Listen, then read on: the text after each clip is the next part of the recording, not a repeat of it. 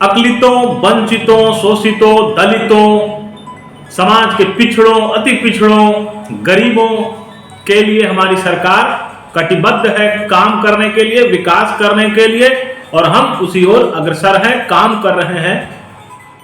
ये मैं नहीं कह रहा हूं, ये अक्सर आपने राजनीतिक मंचों से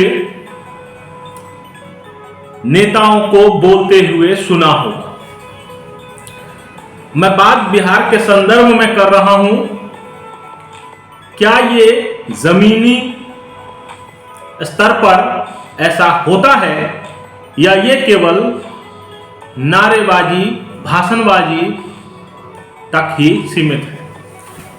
नमस्कार, मेरा नाम है ब्रजमोहन मिश्र और आप देख रहे हैं लेंस.लाइव। ये इसलिए कह रहा हूं कि साल दर साल भाषण देने वाले हमारे नेता, लोकतंत्र के लोग गरीब के गरीब रह जा रहे हैं और तंत्र से जुड़े लोग, सत्ता से जुड़े लोग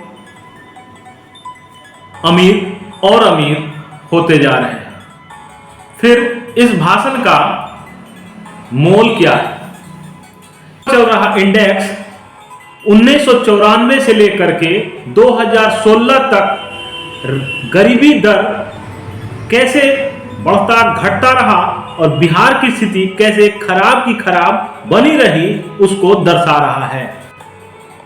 इस बात को समझाने के लिए मैं आज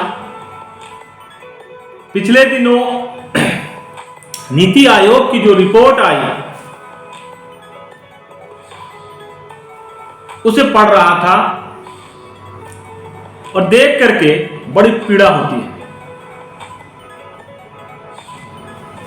आप कहेंगे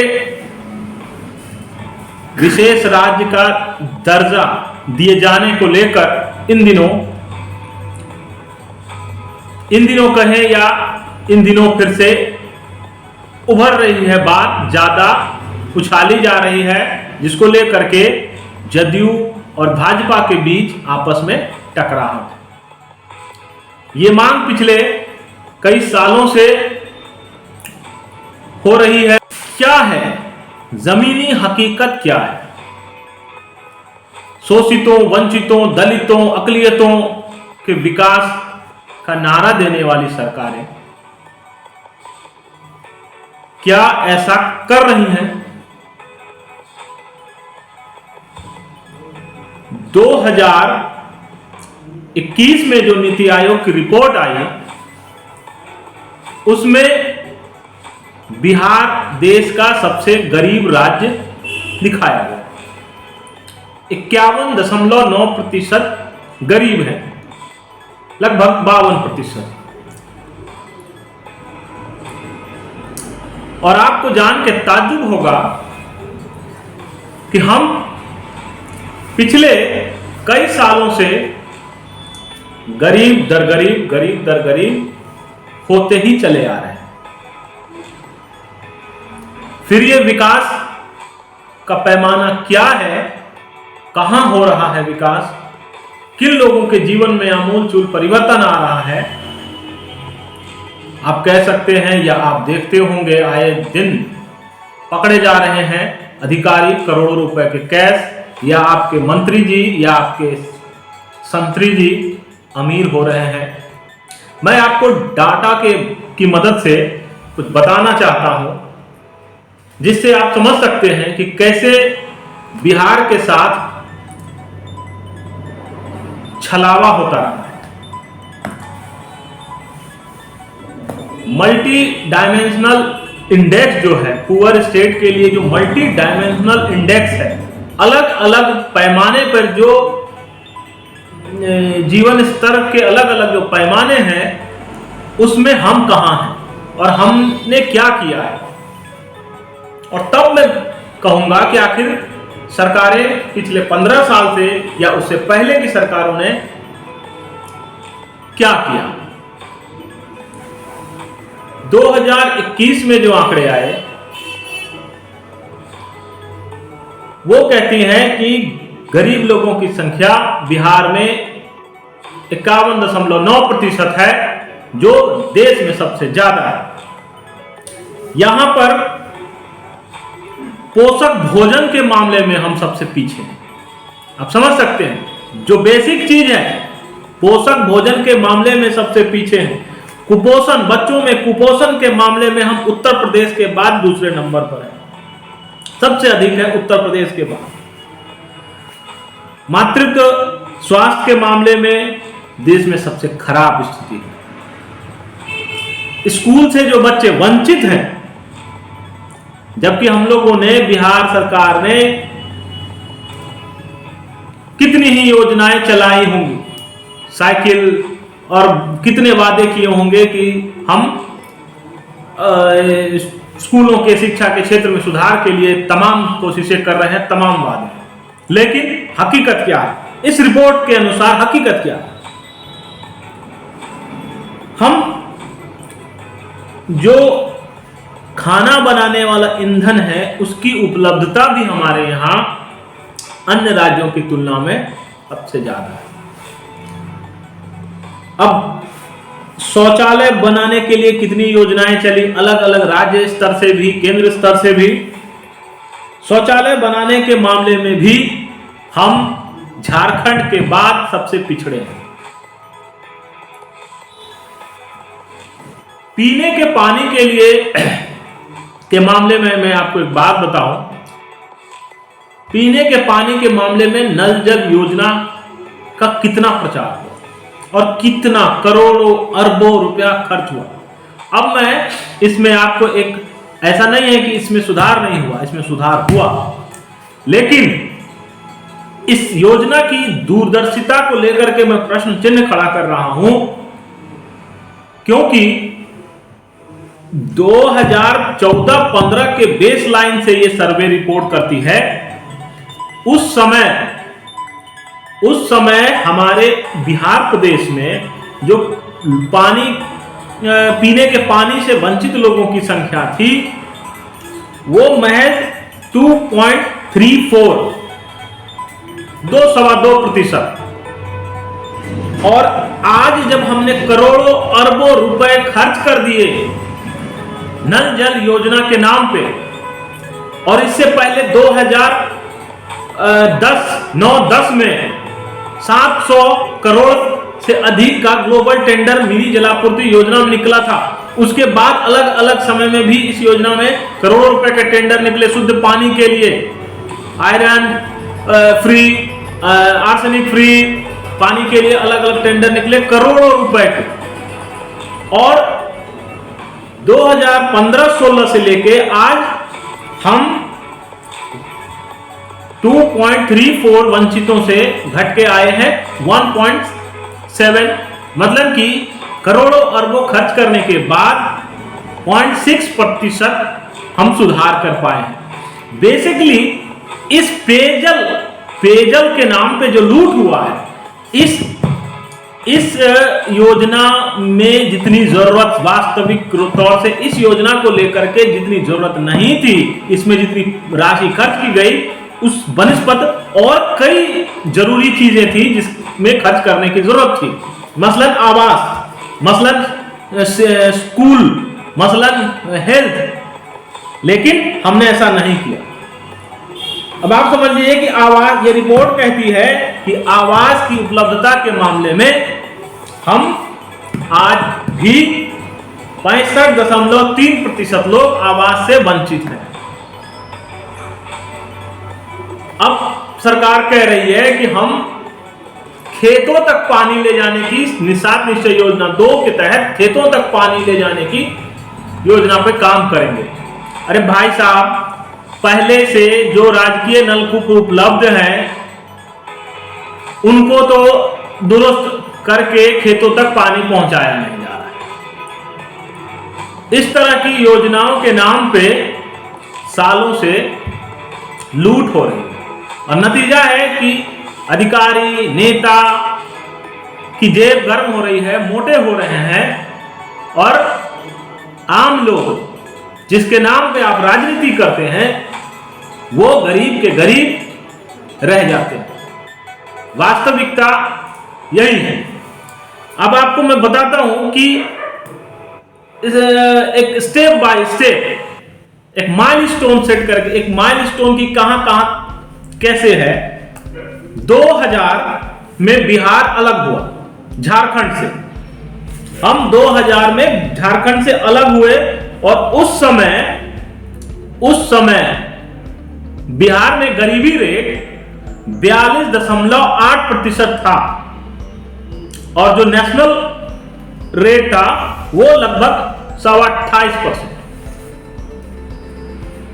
और उसके बाद से लेकर के 2005 आते आते जब नीतीश कुमार सत्ता में आसीन हुए तो बिहार का गरीबी दर 54% के करीब पहुंच चुका था। और उसके बाद नीतीश जी 2005 से सत्ता में आए, एनडीए की सरकार आई और धीरे धीरे आगे बढ़ते थे। 2013 का मैं आंकड़ा इसलिए बताना चाह रहा हूं कि 2013 में वो एनडीए टूट गई, भाजपा जदयू दोनों अलग हो गए। 2013 तक निश्चित रूप से एनडीए की सरकार अच्छा काम कर रही थी, ऐसा प्रतीत होता है इन आंकड़ों से, और वाकई कंपैरेटिवली अच्छा काम हो रहा है।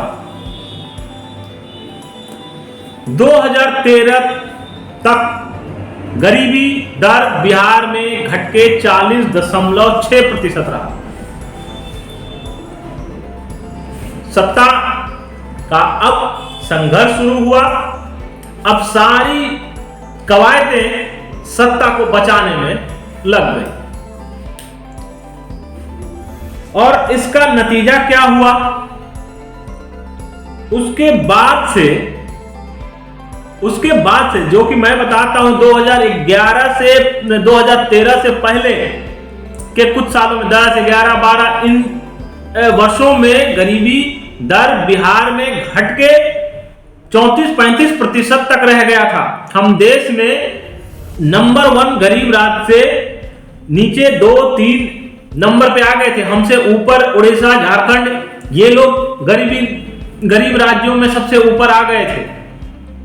लेकिन सत्ता की जो लोलुपता है, जो सत्ता में बने रहने के लिए, केन प्रकारेण बने रहने के लिए आप संघर्ष करते रहिए, राज्य की जनता जाए भाड़ में।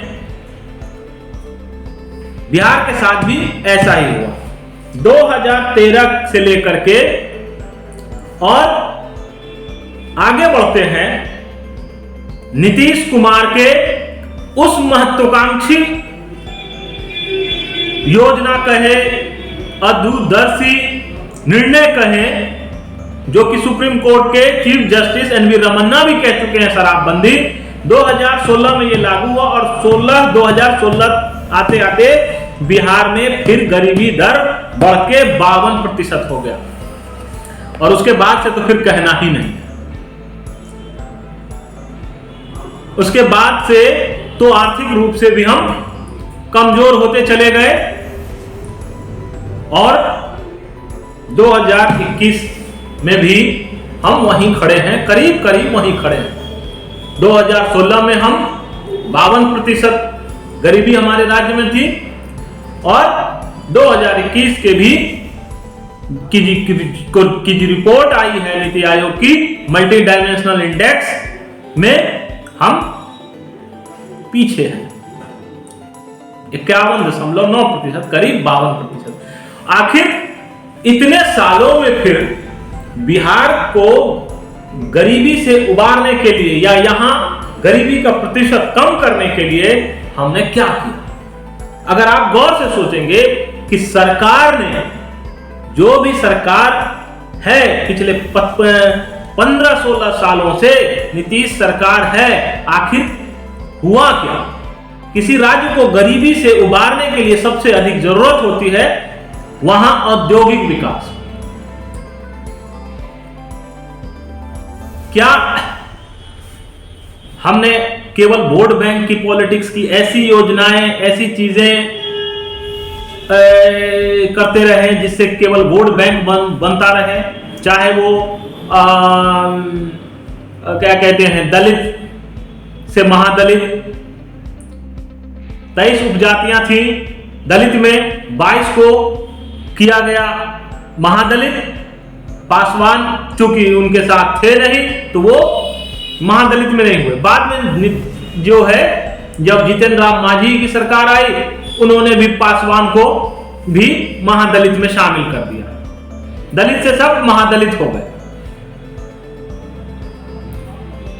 मुस्लिम समुदाय में भी इसी तरह से कई कैटेगराइजेशन हुआ।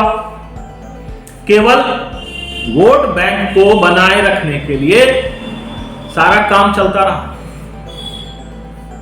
साइकिल बांटने की योजना चली, अच्छी है, बहुत अच्छी बात। क्या हमने कभी ये सोचा कि हम साइकिल के इंडस्ट्रीज को डेवलप करें बिहार में, कि यहां की साइकिल यहीं खपे, यहां के लेबर यहीं लगे? औद्योगिक विकास के नाम पे आप मुझे बता दीजिए कि क्या हुआ, या ये कह सकते हैं आप कि पिछले कई सालों से इसी प्रयास में यहां की सरकारें रही, उन लोगों के कहने पर, उन राज्यों, उन इंडस्ट्रियलिस्टों के कहने पे जिनके बड़े उद्यम गुजरात, महाराष्ट्र, मध्य प्रदेश या अन्य राज्यों में चल रहे हैं, जहां बिहार से लेबर जाते हैं। अगर यहां इंडस्ट्री लग जाए तो लोग वहां मजदूरी करने ना जाए, फिर वहां की इंडस्ट्री ठप होगी। तो आप कुछ ऐसा करें कि ये बिहार लेबर स्टेट बना ही रह जाए सब दिन। और पिछले कई सालों से सरकारें भी इसमें इसी पॉलिसी पर, इसी लाइन पे काम कर रही है। अगर ऐसा नहीं होता तो ये आंकड़े ऐसे नहीं होते। ये केवल राजनीति के लिए राजनीति की जा रही है कि विशेष राज्य का दर्जा, ताकि लोगों को लगे कि हम चिंतित हैं, लेकिन वास्तव में चिंतित नहीं है। आज से कुछ साल पहले जब नीतीश कुमार ने विशेष राज्य के दर्जे को लेकर के अभियान चलाया था, उसमें बिहार के बड़े से लेकर छोटे अखबारों तक को कैसे इन्वॉल्व किया प्रचार करने के लिए। 2-2 महीने तक, भाई साहब, मैं खुद भी 2-2 महीने तक अलग अलग स्कूलों में जाके बच्चों को समझाना कि विशेष राज्य का दर्जा मिलेगा तो क्या होगा, नीतीश कुमार कितना अच्छा काम कर रहे हैं, कितनी अच्छी मांग कर रहे हैं। भाजपा से अलग हो गए, फिर राजद के साथ आ गए, राजद के साथ फिर अलग हो गए, फिर भाजपा के साथ आ गए। पिछले 2013 से लेकर के और अब तक यही संघर्ष चल रहा है, और अब फिर उसी तरफ बिहार की सरकार बढ़ रही है, और बीच में यहां की जनता मर रही है।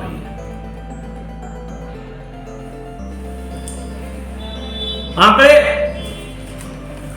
जो कह रहे हैं बिजली के क्षेत्र में अच्छा काम, इसमें कहीं दो राय नहीं है कि बिहार में बिजली की स्थिति सुधरी। आंकड़े भी कहते हैं कि बिहार में बिजली की स्थिति सुधरी, और जहां कभी 40% के करीब लोग बिजली से वंचित थे, आज वहां पे लगभग 4.25% लोग ही बिजली से वंचित हैं। ये अच्छी बात है, लेकिन उसके लिए भी यहां के उपभोक्ताओं को मोटी राशि चुकानी पड़ रही है। बिहार में बिजली कोई बहुत सस्ती नहीं है। बोर्ड तोड़ने के बाद जब निगम का निर्माण हुआ और लगभग मतलब आप एक तरह समझे कि एक तरह से प्राइवेटाइजेशन की तरफ हम बढ़े और बिजली की दरें महंगी हुई, तब जाके बिजली की स्थिति सुधरी। हमको खरीदना पड़ता है। उत्पादन के क्षेत्र में हमने कोई क्रांति नहीं किया। बिजली उत्पादन के क्षेत्र में हमने कोई क्रांति नहीं किया, और इसमें सबसे ज्यादा ग्रामीण इलाकों की हालत खराब है, यह रिपोर्ट कहती है। और आपको बता दें कि देखिए गरीबी की स्थिति क्या है। रिपोर्ट कहती है कि बिहार के करीब 24.25% ऐसे लोग हैं जिनके पास कोई संपत्ति नहीं है। जिस राज्य के एक एक अधिकारी के पास करोड़ों रुपए कैश मिल रहे हैं, चंद दिखावे के लिए पकड़े गए अधिकारियों के पास करोड़ों रुपए कैश मिल रहे हैं, वहां उस राज्य की 24% जनता के पास कोई संपत्ति नहीं है।